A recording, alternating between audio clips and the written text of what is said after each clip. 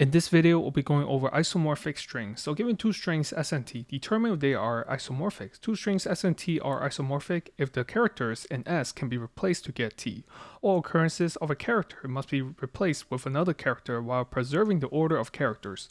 No two characters may map to the same character, but a character may map to itself. So in our first example, we're given the strings egg and add. So E maps to A and G maps to D. And also G maps to D. So it's a valid isomorphic string, so we return true. In our second example, we have F that maps to B and then O that maps to A, but we have another O here. But O already maps to A, so O cannot map to R again. So we return false. It's not an isomorphic strings. Let's go over the thought process. So if we currently have two characters, C and D, inside S and T respectively.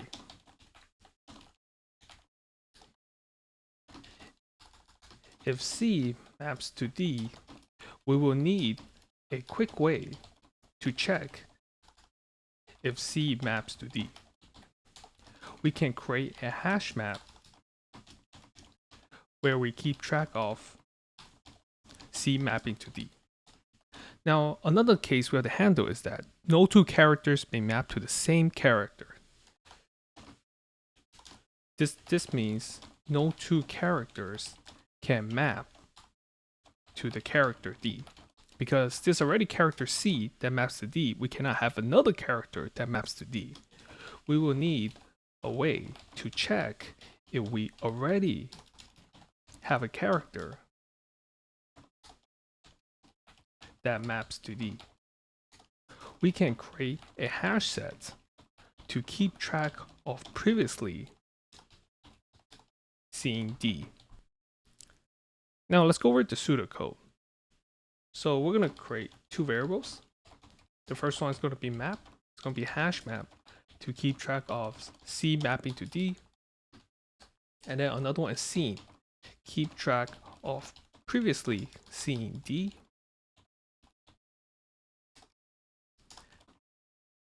And then we're going to iterate through the indices of S, denoted as I. And then we're going to retrieve the two characters, C and D, from S and T, respectively, at index I. Now, if map contains C, if map already contains C, we want to check if C maps to D. So if map.getC does not equal to D, this means it's not an isomorphic string, so we can return false. Else, we want to check if D is already used or not. Because if D is already used, then C cannot map to D. So if seen contains D, we can return false. And then we're going to put C and D into map. And also add D to map to seen. Then we can return true after we check through all of the characters. Now let's go over the time and space complexity. For the time complexity, we get O of n, where n is the number of characters. We visit each index once. And our space complexity, we get O of 2n. So let's go to O of n. This is our map and scene. Now let's go over the code. So we're going to create a hash map to keep track of the characters and which character they map to. And then we're going to create a set which keep track of previously seen characters or the character D.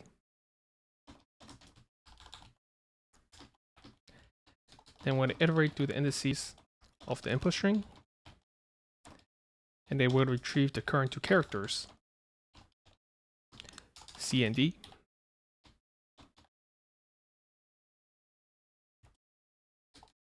So if map contains C, we want to check if C actually maps to D. So if map.getC does not equal to D, we can return false.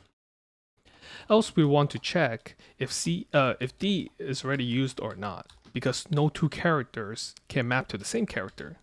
So if scene that contains D, this means there was already another character that maps to D, so we can return false.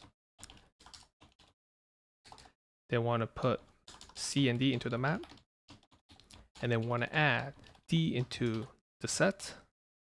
Then we can return. Oh, it's not equal to D.